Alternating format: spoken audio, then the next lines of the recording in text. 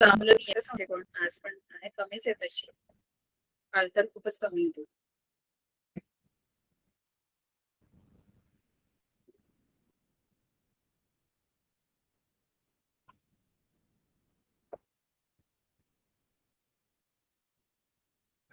Application of AP.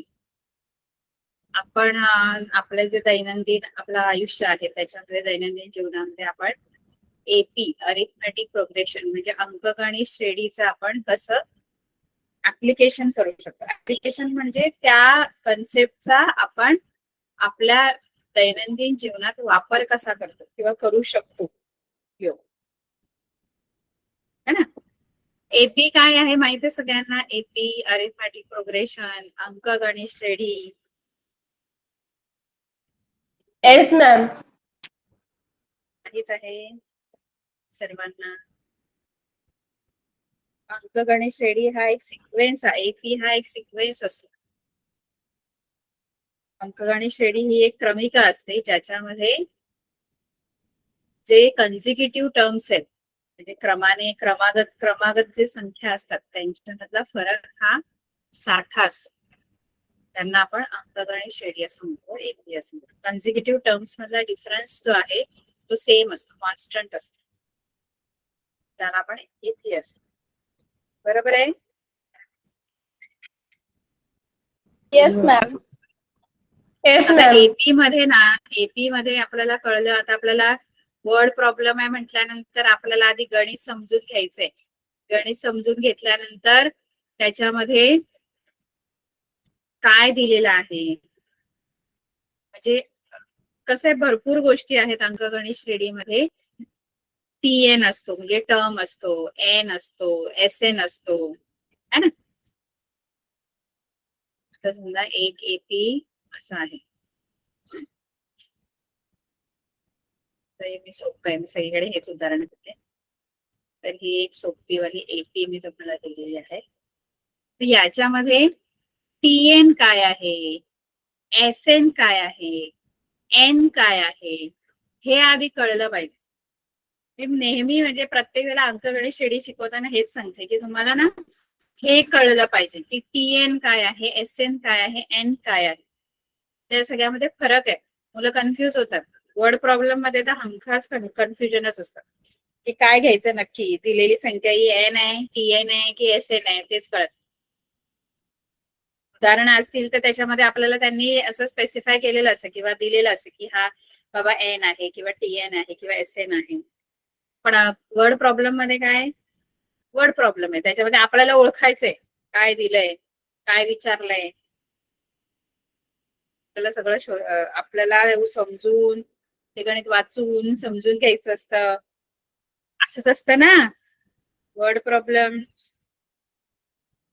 अजूनपर्यंत आपण जे वर्ड प्रॉब्लेम्स पहिल्या दुसऱ्या धड्यात शिकलोय त्याच्यामध्ये आपण समीकरण बनवायचं, आपण सोडवायचं, गणित वाचायचं समजून.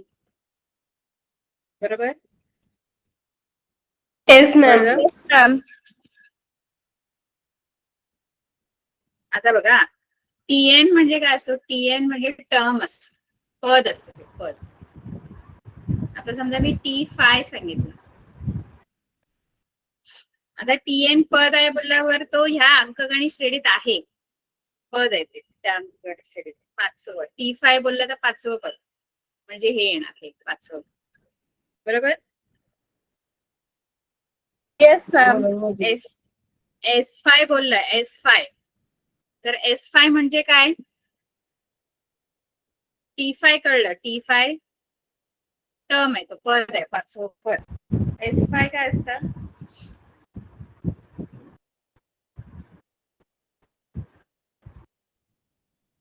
S5 काय आहे.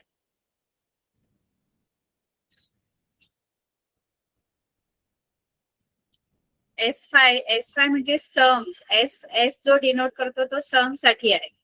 आणि फाय म्हणजे काय माहितीये का. फाय म्हणजे पहिल्या 5 पदांची बेरीज. S5 बोललं तर काय, 5व्या पदापर्यंतच्या ज्या संख्या आहेत त्यांची सम, बेरीज. S5 बोललं तर नुसता 5वा पद नाही येत त्याच्यामध्ये, 5 म्हटलं जातं त्याच्यामध्ये. म्हणजे हे जे 5 पद आहेत ना, पहिली 3, 5, 7, 9, 11 यांची बेरीज सम म्हणजे S5 आहे. T5 आपण काय बघितलं? T5 म्हणजे 5व्या क्रमांकावरचं ते पद 11, हे T5 आहे. S5 वेगळं आहे. S5 म्हणजे पहिल्यापासून 5व्या पदापर्यंतचे जेवढी पण पद आहेत त्यांची बेरीज म्हणजे S5. फरक कळला T5 S5 मधला? Yes, ma'am. समजलं. T5 S5. T5 हे त्या AP मध्ये आहे. AP मध्ये दिसतं ते पद. S5 पद नाहीये. S5 हा पद नाहीये अंकगणित श्रेणीतला. तर ती तेवढ्या पदापर्यंतची बेरीज असते. S5 म्हटलं तर 5 पदापर्यंतची बेरीज. S10 म्हटलं तर 10 पदापर्यंतची बेरीज. कळलं का? T7 म्हटलं तर T7 काय आहे?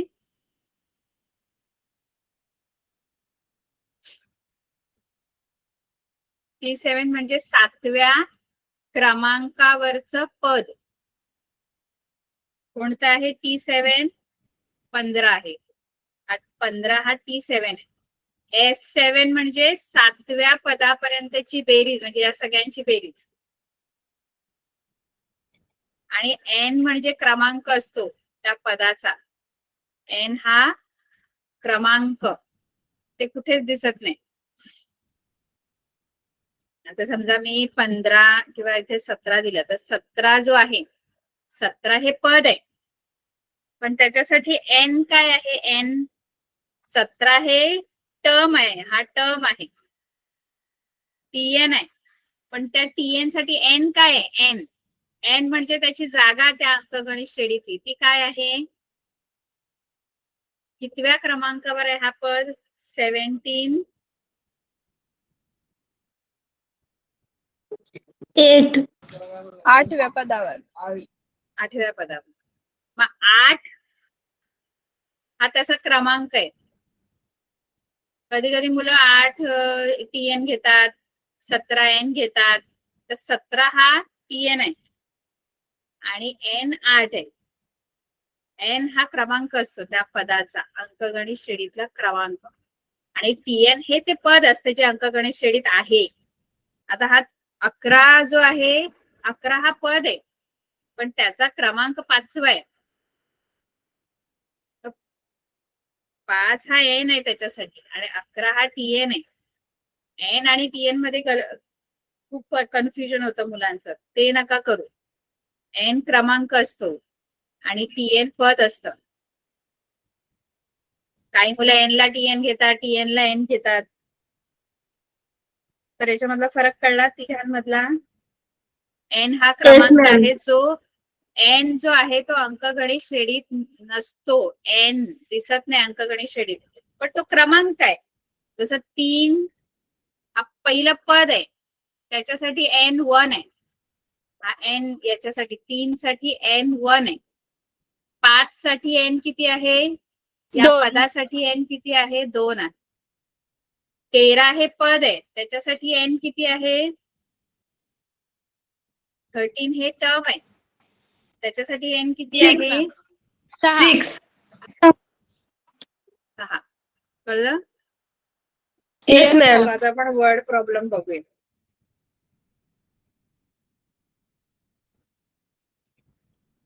आता आपल्याला वर्ड प्रॉब्लेम बघायचं, तर त्याच्यामध्ये काय दिलंय, काय शोधायचं ते कळलं. पहिलं गणित आहे. ऑन 1 जानेवारी 2016, म्हणजे पहिला दिवस वर्षाचा 2016, पहिला 1 जानेवारी 2016. Sanika decides to save ₹10, ₹11 on second day. म्हणजे पहिला 1 जानेवारीला तिने सेव्ह केले ₹10. त्यानंतर ₹11 ऑन सेकंड डे, दुसऱ्या दिवशी म्हणजे 2 जानेवारीला तिने ₹11 सेव्ह केले. ₹12 ऑन थर्ड डे. तिसऱ्या दिवशी तिने 12 रुपये, म्हणजे 3 जानेवारीला 12 रुपये सेव्हिंग केली. 4 जानेवारीला 13 रुपये सेव्हिंग केली. असं करत करत तिने ती सेव्हिंग केलेली आहे. If she decides to save like this, म्हणजे तिने काय केलंय, तिने दर दिवशी 1-1 रुपया जास्तीचा सेव्ह केलेला आहे. म्हणजे तिची जी सेव्हिंग आहे, तिची जी बचत आहे, त्या बचत जी आहे ती एपी मध्ये, अरिथमॅटिक प्रोग्रेशन बनेल ना त्याचं. अरिथमॅटिक प्रोग्रेशन मध्ये अंकगणित श्रेणी बनेल की नाही. त्या जी सेव्हिंग आहे तिची, म्हणजे पहिल्या दिवशी 10, दुसऱ्या दिवशी किती, दुसऱ्या दिवशी किती सेव्हिंग आहे, 11, तिसऱ्या दिवशी 12, 10, 11, 12, 13 अशी तिने दर दिवशी सेव्हिंग केलेली आहे. तिची जी बचत आहे त्या बचतीची जी अमाऊंट आहे त्याने एक एपी तयार होतो, अंकगणित श्रेणी तयार होते की नाही. येस बरोबर की मॅम. नाही.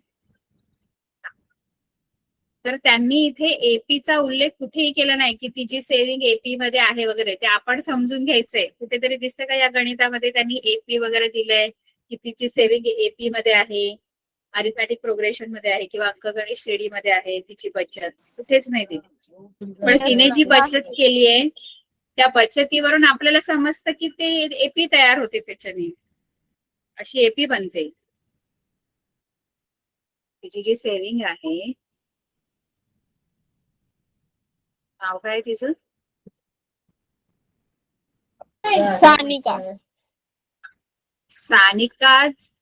सानिकाची जी बचत आहे, सानिकाच saving is in AP, arithmetic अंकगणित श्रेणीमध्ये आहे तिची बचत.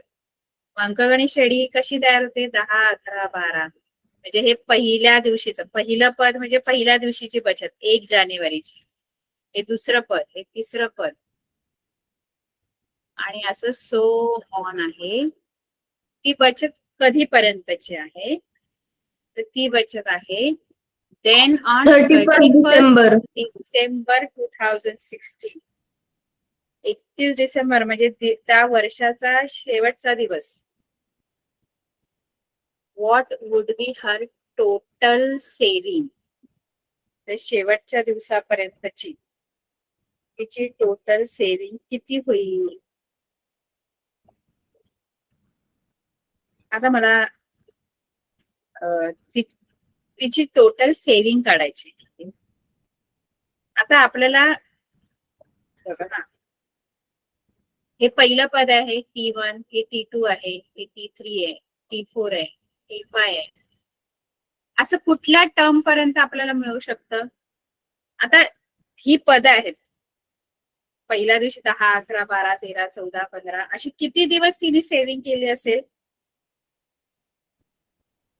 किती दिवसाची बचत आहे तिची, सेव्हिंग किती दिवसाची आहे, 365 दिवस. बरोबर आहे. पण हा जो आहे ना तो 2016 आहे, आणि 2016 हा लीप इयर असतो, त्यामुळे त्याच्यामध्ये 1 दिवस एक्स्ट्राच आहे, 29 दिवस आहेत फेब्रुवारी. त्यामुळे तिचं शेवटचं जे पद आहे ना ते टी 366 आहे. पद 366 क्रमांकावरचं पद आहे. पद कोणतं आहे हे माहित नाही, त्याचा क्रमांक माहित आहे की टोटल तुमचे जे टर्म्स असणार आहेत ते 366 असणार आहे. पण शेवटची बचत किती रुपयाची झाली हे नाही सांगता येणार आपल्याला, पण एकूण किती दिवस बचत केली हे माहित आहे आपल्याला. कळलं का, एकूण किती दिवस बचत केली तिने, 366 डेज. 66. हे टर्म नाही माहिती मला, पण मला हा जो 366 आहे ना तो काय आहे, ते पद नाहीये, ते अंकगणित श्रेणीतलं पद नाहीये. कारण तिची शेवटच्या दिवशीची सेव्हिंग खूप मोठी असणार, 14. बघा ना, प्रत्येक दिवशी एक एक रुपया वाढवत गेलं तर किती होणार, खूप मोठी अमाऊंट असेल शेवटच्या दिवशी. मग हे काय आहे 366 काय घ्यायचंय आपण, येस शेवट घ्यायचंय. नाही. 366 SN कसं येणार? सम तर आपल्याला शोधायची आहे. हा जो 366 पद आहे ना, शेवटचं पद हे 366वे पद असणार. 366वे पद म्हणजे हा क्रमांक आहे त्या पदाचा. TN TN पण नाहीये ते. TN म्हणजे बचत तिची त्या दिवशीची, शेवटच्या दिवशीची बचत किती आहे हे पण नाही माहिती. पण त्या क्रमांक माहित आहे तो. म्हणजे आपल्याला N माहित आहे. N 366 जो आहे ना तो N आहे. काय आहे की तिथे पद जी आहेत हे पहिलं पद, हे दुसरं, तिसरं, चौथं, पाचवं, तसं शेवटचं पद जे आहे ते कितव्या क्रमांकाचं असणार आहे? शेवटचं पद 366 त्याचा क्रमांक 366 आहे. पद 366 नाही.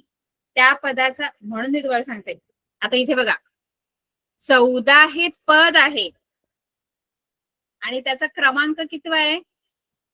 14 हे पद आहे, 5वा क्रमांक. तसं शेवटचं पद हे 366व्या क्रमांकावरच आहे. ते पद काय आहे, TN काय आहे ते नाही माहितीये.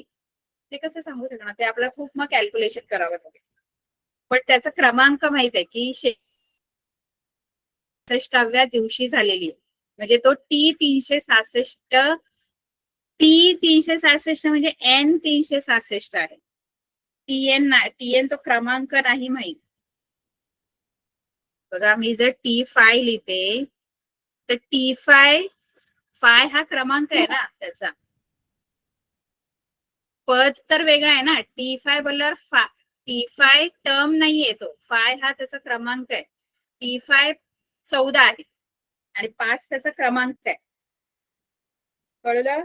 N366 आणि आपल्याला शोधायचे की त्या 366 पदांची बेरीज, म्हणजे इथून ते शेवटचं पद जे असणार T366 ते किती आहे माहित नाही, पण त्या सगळ्यांची काय शोधायची आहे? एकूण तिची टोटल सेव्हिंग काढायची आहे. म्हणजे आपल्याला शोधायचे S366. S366 म्हणजे काय सांगितलेलं मी मगाशी सांगितलं की S5 म्हणजे काय, तर पहिल्या 5 पदांची बेरीज. मग S366 म्हणजे काय, पहिल्यापासून 366व्या पदापर्यंतच्या सगळ्या पदांची बेरीज. मग ती काढायची. तर ती काढूया. आता आपल्याला N तर माहित आहे, A पण माहित आहे. अंकगणित श्रेणीत आपल्याकडे आहे. अंकगणित श्रेणीवरून A किती आहे? A किती येणार? A 10 आहे. 10 आणि D डिस्टन्स 1 येईल. डिफरन्स 1 आहे. आणि आपल्याला शोधायचंय 366 पदांची बेरीज, म्हणजे S366. SN चा फॉर्म्युला वापरायचा.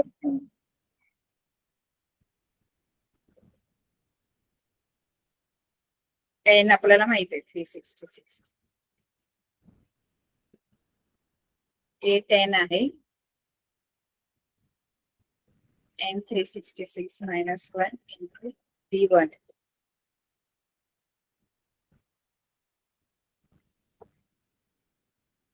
हे तुम्ही सोडवाल ना, हे गुणाकार करा. हे 20 आणि हे 365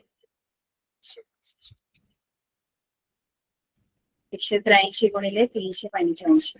या दोघांचा गुणाकार केला की तिची एकूण पूर्ण वर्षाची किती टोटल बेरीज आहे 366 दिवसांची ती तुम्हाला मिळू शकते. 77,455 किती? 70,400 नाही 70,000 455 तिची टोटल सेव्हिंग आहे पूर्ण वर्षाची. कळलं? Yes ma'am.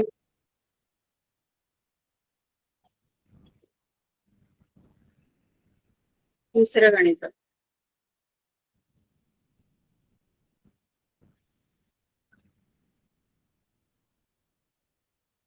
दुसऱ्या गणितामध्ये काय दिलंय?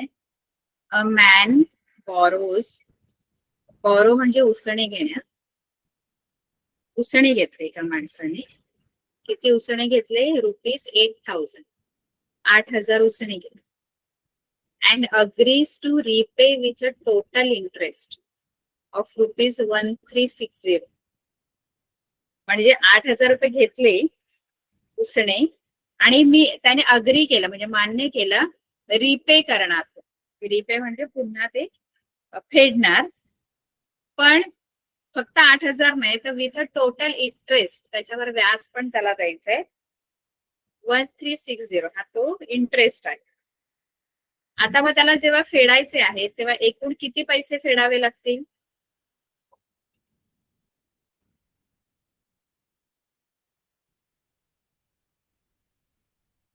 ₹8,000 घेतलेत त्यांनी आणि वरती त्याला व्याज पण भरायचंय 1,360. म्हणजे एकूण मिळून त्याला किती रिपे करायचे, फेडायचे पैसे? 9,360. 9,360. काय का?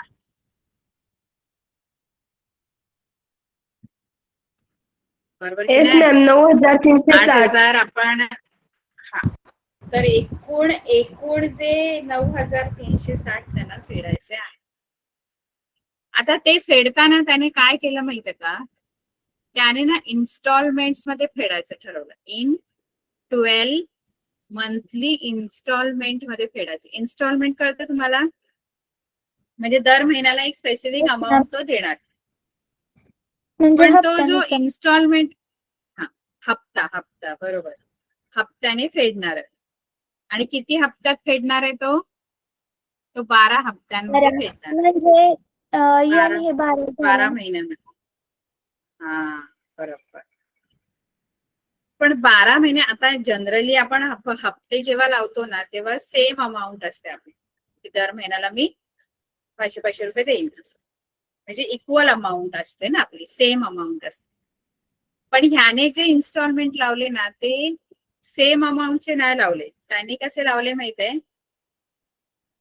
इच इन्स्टॉलमेंट, प्रत्येक इन्स्टॉलमेंट जी आहे त्याची being less than the preceding one by ₹40.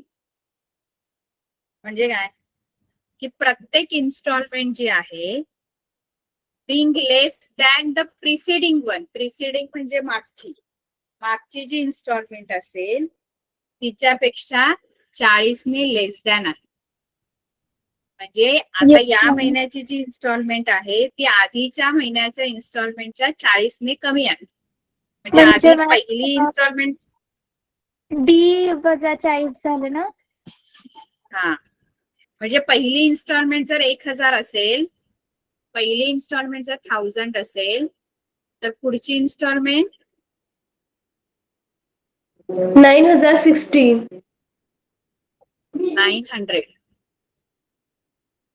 960 असणार. त्याच्या पुढची 900 असणार, नाही 920 असणार. असं म्हणजे प्रत्येक इन्स्टॉलमेंट जी आहे ती आधीच्या इन्स्टॉलमेंट पेक्षा 40 ने कमी आहे.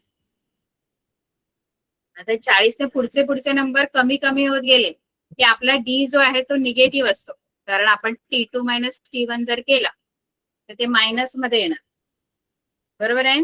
960 मायनस 1,000 केलं म्हणजे यांनी जे रिपे करायचे इन्स्टॉलमेंट मध्ये भरणार आहे तो पैसे, पण इन्स्टॉलमेंटच्या ज्या अमाऊंट आहेत की नाही त्या एपी मध्ये, इन्स्टॉलमेंटच्या ज्या रकमा त्यांनी, कारण जनरली इन्स्टॉलमेंट ही सेम अमाऊंटची असते, पण ह्याने ज्या इन्स्टॉलमेंट मध्ये भरायचं ठरवलंय त्या 40 ने कमी कमी होत जाणार आहे. म्हणजे तो एपी तयार होतो एक प्रकारचा. बरोबर आहे? आता याच्यामध्ये मला पहिली इन्स्टॉलमेंट किती आहे ते माहित नाही, हे मी फॉर एक्झाम्पल दिलेलं आहे, कळाल. पहिली इन्स्टॉलमेंट कितीने सुरू केली हे माहित नाहीये, फक्त डी माहित आहे आपल्याला -40 असणार, कारण फरक जो आहे तो 40 ने कमी होतो. तर आपल्याला काय काय विचारलंय? Find find the total amount, find the amount of the first and last installment. पहिली इन्स्टॉलमेंट किती असणार आणि लास्ट इन्स्टॉलमेंट किती असणार. तर ते इन्स्टॉलमेंट जे आहेत ना ते एपी मध्ये आहेत. इन्स्टॉलमेंट जे 12 इन्स्टॉलमेंट तो भरणार आहे ना ते instalments are in AP.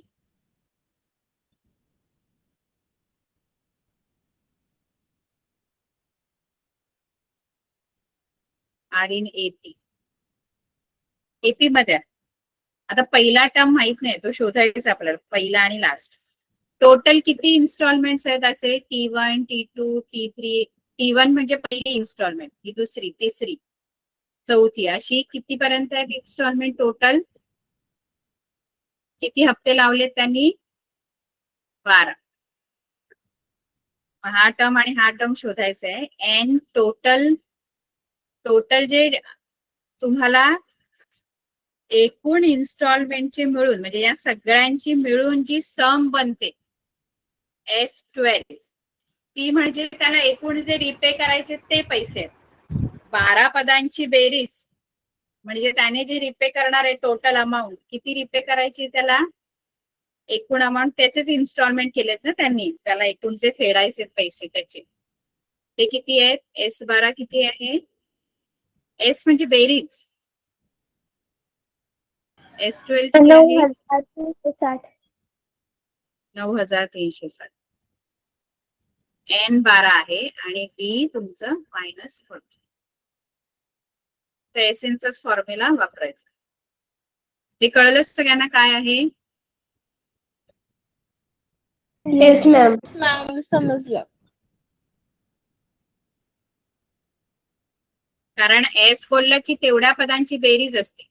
S12 बोललं तर पूर्ण या 12 पदांची बेरीज, आणि सगळे 12 पद मिळून म्हणजे काय, त्याला जे परत करायचे पैसे तेच त्यांनी ते इन्स्टॉलमेंट मध्ये आहेत की नाही, सगळे पैसे.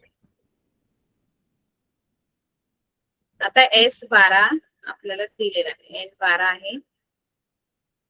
ए मला माहित नाहीये, ए शोधावायचंय. पहिला टर्म नाही माहित आहे, कुठलंच टर्म नाही माहिती मला. फक्त मला एवढं माहित आहे की टोटल S12 किती आहे माहित आहे, आणि डी किती आहे माहित आहे, आणि एन माहित आहे. डी माहित.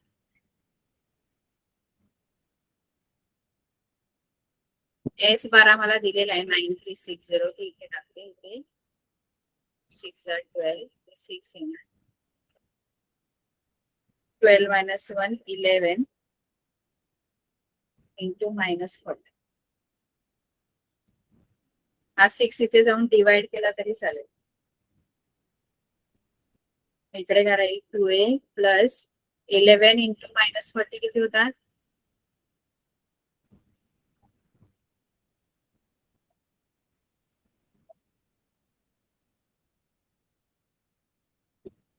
11 इंटू -40.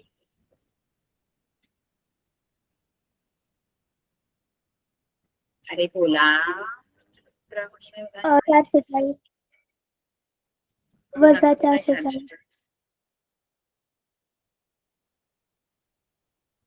सगळे झोपले का काय? दिवाळी केली तर थकले की काय?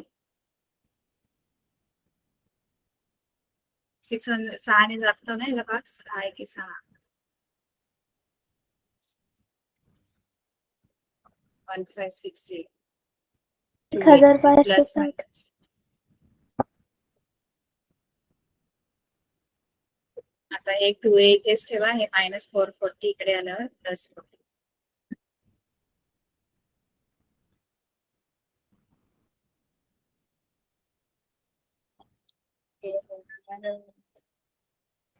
ए 1000 येईल मॅम. 2000 ना? 1000 येईल फक्त, भागाकार केल्यानंतर.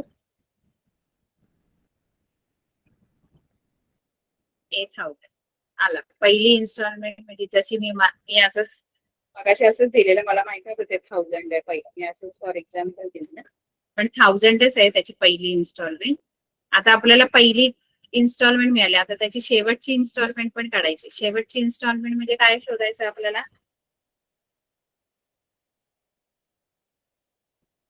शेवटची इन्स्टॉलमेंट, लास्ट इन्स्टॉलमेंट म्हणजे काय शोधायचंय? T12 शोधायचंय. T12 T12. T1 आणि T12 शोधायचं होतं ना, पहिली इन्स्टॉलमेंट आणि शेवटची. T1 मिळाला आपला, ए म्हणजेच T1. T12 साठी काय करायचं? TN चा फॉर्म्युला वापरायचा.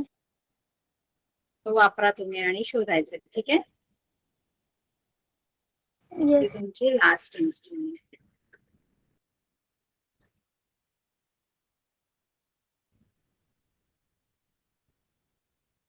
आता काही गणित सोपी आहे, ती फक्त मी तुम्हाला सांगते काय करायचं, काय शोधायचं ते तुम्ही शोधायची गणित उत्तर. ठीक आहे, दुसरं थोडस बाकी काय फारच काय कठीण नाही.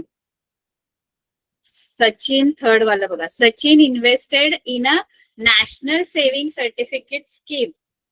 आता सचिनने नॅशनल NSC सर्टिफिकेट असतं, म्हणजे जिथे आपल्याला समजा टॅक्स बेनिफिट वगैरे पाहिजे, GST वगैरे आपल्याला, सॉरी, इन्कम टॅक्स जर वाचवायचा असेल तर वेगवेगळ्या ठिकाणी लोक इन्व्हेस्ट करतात पैसे. माहित आहे ना तुम्हाला? Financial management Yes, ma'am. म्हणजे जर आपल्याला आपला टॅक्स, इन्कम टॅक्स जाऊ नये असं वाटत असेल तर आपल्याला एक लिमिट असतं, 1.5 लाखापर्यंत आपल्याला इन्कम टॅक्स बसत नाही. आता माहित नाही किती अमाऊंट आहे, पण मग ते इथे तिथे इन्व्हेस्ट करतात. तसंच नॅशनल सेव्हिंग सर्टिफिकेट स्कीम मध्ये सचिनने इन्व्हेस्ट केले. तर त्याने कशी इन्व्हेस्टमेंट केली आहे? In the first year he invested ₹5,000. पहिल्या वर्षी त्याने 5,000 इन्व्हेस्ट केले. In the second year 7,000. In the third year असं त्यांनी केलंय. पहिल्या वर्षी कसं केलंय त्यांनी सेव्हिंग? पहिल्या वर्षी किती रुपये? 5,000. सचिनची जी सेव्हिंग आहे ती AP मध्ये. Sachin saving is in AP.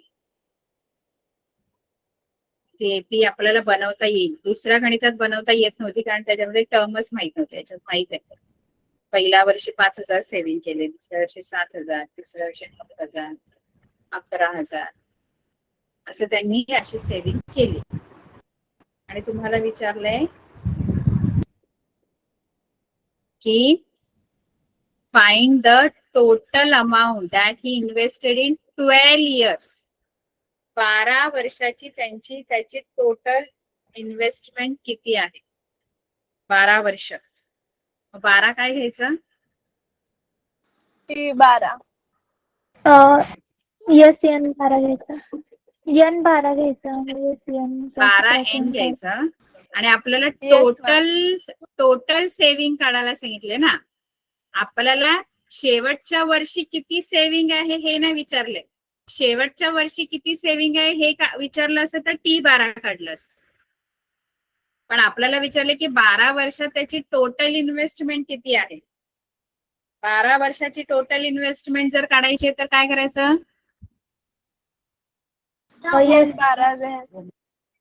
S12 काढायचं.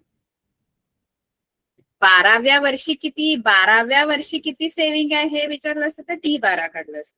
पण एकूण 12 वर्षात त्याची एकूण इन्व्हेस्टमेंट किती आहे पहिल्यापासूनची टोटल, तर मग ती S12 शोधा. S12 येईल तुम्हाला. SN चा फॉर्म्युला वापरा. A आपल्याकडे 5,000 आहे.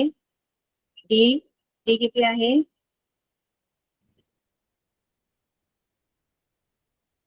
2,000. आणि N12 घ्यायचं. सगळ्या व्हॅल्यूज घ्या आणि S12 काढा. येईल? Yes ma'am.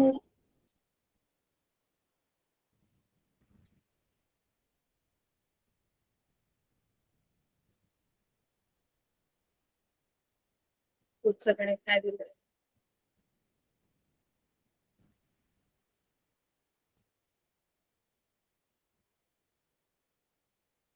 पुढच्या गणितामध्ये दिलंय की एक ऑडिटोरियम आहे.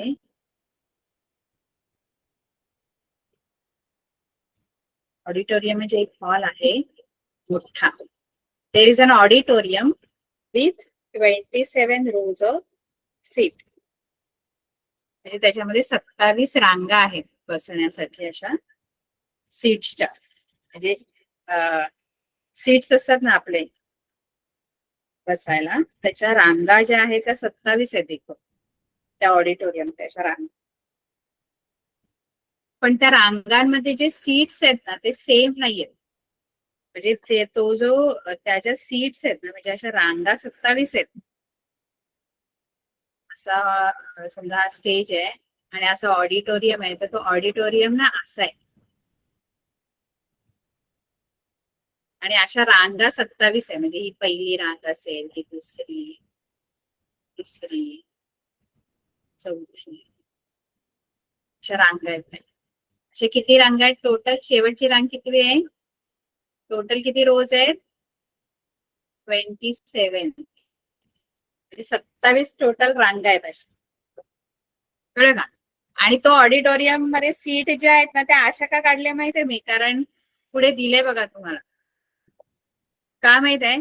कारण there are 20 seats in first row. म्हणजे पहिली जी रांग आहे ना ही अशी फर्स्ट रो आहे ना त्याच्यामध्ये 20च सीट आहेत. त्यानंतर 22 सीट्स इन सेकंड रो. दुसऱ्या रो मध्ये 22 आहेत.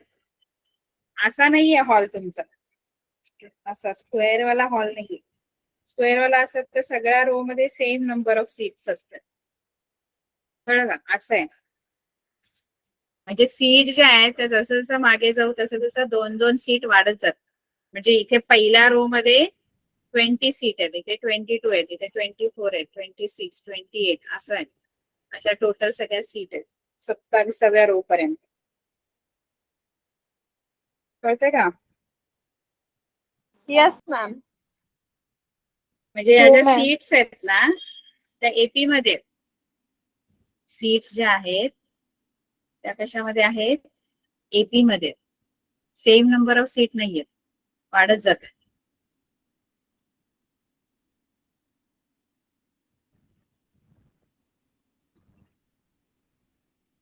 The seats in auditorium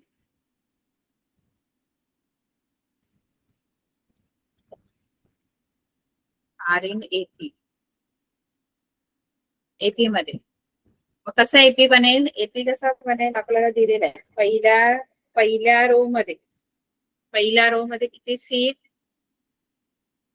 20 आहेत, 22 आहेत, 20, 22. 24 आहेत. असे एकूण किती रो आहेत? असे एकूण किती रांगा 27. आहेत? 27. 27. 27 हे शेवटच्या त्याच्यात सीट किती आहेत मला माहित नाही, टीएन नाही माहित, पण 27 जो आहे तो त्याचा काय आहे? एन आहे. कारण जसं ह्याचा पहिला रो आहे, दुसरा रो आहे, तिसरा रो आहे, तसं शेवटचा जो 27वा रो आहे म्हणजे N27 आहे लास्ट साठी. टी किती आहे माहित नाही मला याच्यासाठी. पद काय येईल इथे ते नाही माहिती, पण ते 27वं पद असणार. शेवटचं पद हे 27व्या क्रमांकावरचं असणार. पण त्याच्यात सीट किती आहेत हे मला माहित नाही. ते तुम्ही काढू शकता. हे तुम्ही काढू शकतात की इथे 27व्या रो मध्ये किती सीट्स आहेत. कारण ए आणि डी दोन्ही पण तुम्हाला माहित आहे. त्यामुळे टीएन चा फॉर्म्युला वापरून T27 तुम्ही काढू शकता. बरोबर? काढू शकता ना तुम्ही. बघा जेव्हा तुम्हाला ए आणि डी शोधू शकता. तर तुम्हाला प्रश्न विचारला त्यांनी की find the number of seats in 15th row. म्हणजे 15व्या रो मध्ये किती सीट्स आहेत? म्हणजे काय शोधायचंय? P15 फाइंड करायचं. T15 बरोबर. T15 फाइंड आउट करू शकता तुम्ही टीएन चा फॉर्म्युला. आणि दुसरं आहे find how many total seats are there in auditorium. हे यस Total seats. 27 पण US 27. S 27. बरोबर. दोन गोष्टी तुम्हाला शोधायच्या. एक तर टोटल सीट्स किती आणि 15व्या रो मध्ये किती सीट्स आहेत, म्हणजे T15 आणि टोटल सीट्स किती आहेत तर S27. कळलं सगळ्यांना? दोन्हीचा फॉर्म्युला वापरायचा, TN चा पण SN चा पण. A 20 आहे, D2 आहे. कळलंय का हे?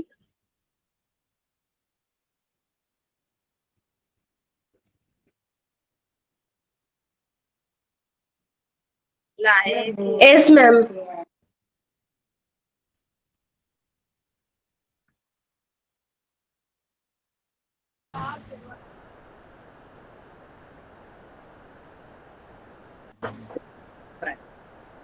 आता एक आणखी एक गणित आपलं होतंय का बघू. 6वं गणित होईल आपलं पण. 6वं फक्त समजावते, ते सोपं आहे. ते होऊन जाईल. 6व्यामध्ये काय दिलं होतं? 5वं सांगणार आहे, पण आता थोडाच वेळ राहिला, 5 मिनिटं. 6वं on the world environment day, म्हणजे जागतिक पर्यावरण दिन, या दिवशी tree plantation programme was arranged on a land which is triangular in shape. म्हणजे एका त्रिकोणाकृती आकाराच्या जागेवर, जमिनीवर, त्रिकोणाच्या आकाराची जमीन आहे अशी, अशा त्रिकोणाकृती जागेवर एक ट्री प्लांटेशन प्रोग्राम अरेंज केला गेला वर्ल्ड एन्व्हायरमेंट डेच्या दिवशी, जागतिक पर्यावरण दिनाच्या दिवशी वृक्ष लागवडचा प्रोग्राम एका त्रिकोणाकृती जागेवर प्लॅन केला गेला, अरेंज केला गेला. Trees are planted such that, आता या जागेवर झाडं लावायची. झाडं कशी लावली? Such that in the first row, पहिला जो रो आहे, देर इज वन ट्री, एकच झाड आहे पहिल्या रो मध्ये, पहिल्या रांगेत एकच झाड. In the second row there are 2 trees, दुसऱ्या रांगेत 2 झाड. थर्ड रो मध्ये 3 झाड, अँड सो ऑन, असं करत करत गेलो. तर find the total number of trees in 25 रोज. एकूण 25 रांगांमध्ये किती झाडं लावली जातात?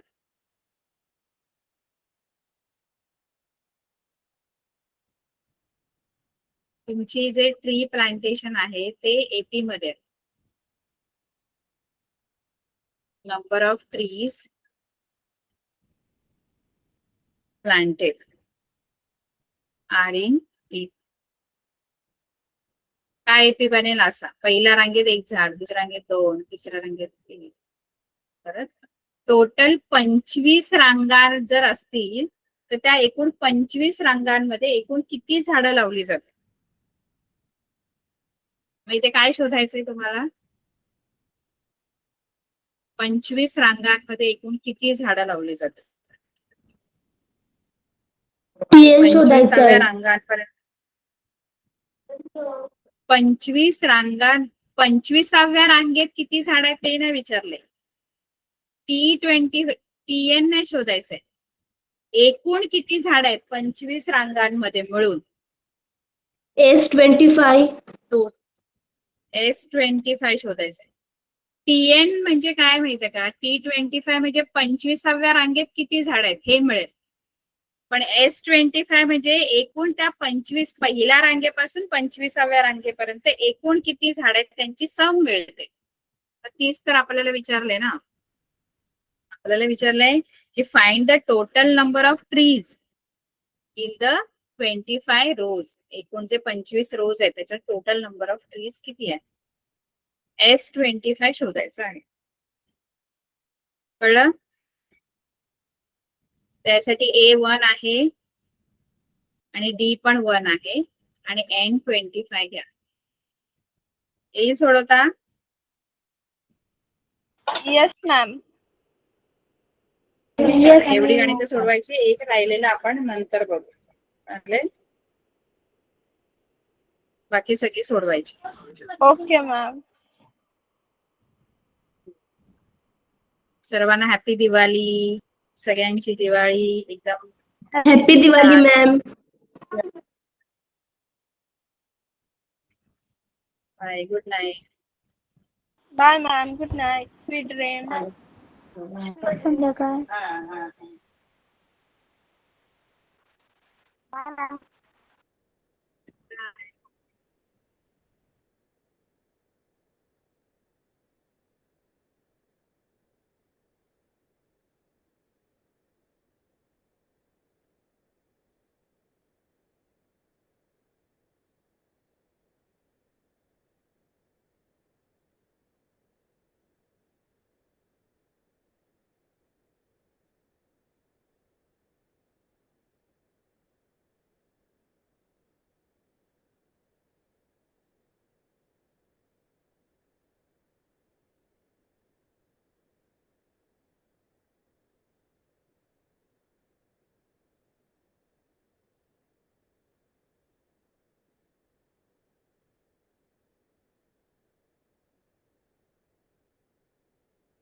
Good night, ma'am.